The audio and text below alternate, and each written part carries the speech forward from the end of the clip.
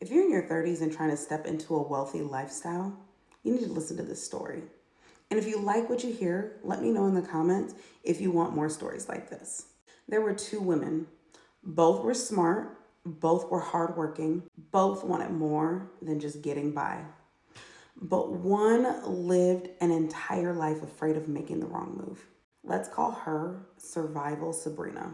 So Sabrina, she tracked every single dollar with fear. She double and triple checks her account before she buys even the smallest of things. Even though she's doing everything right, deep down, she's still waiting for the other shoe to drop. So what does she do? She tells herself, I can't afford mistakes. If I mess up, I'll lose everything. And money leaves faster than it comes. The wild part about this is that Sabrina wasn't lacking money. What she was really lacking was belief in herself. So every decision she made was rooted in fear. Fear of spending, fear of investing, fear of dreaming too big, and fear that this is as good as life will ever get. So every time she was invited into something better, she found a reason to stay exactly where she was at.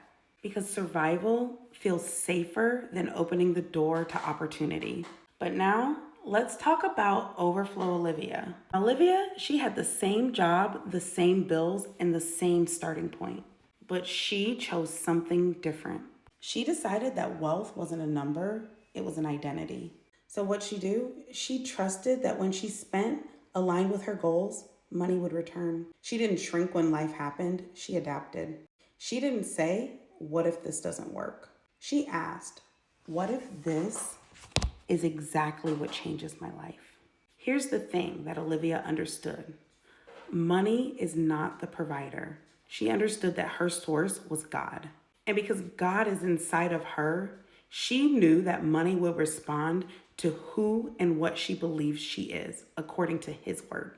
So she became a woman who makes her choices from power, not panic, expects money to circulate and not disappear, sees opportunities instead of obstacles, and believes that expansion is her normal. Sabrina and Olivia had the same desires, but only one was willing to become the version of herself that could hold them.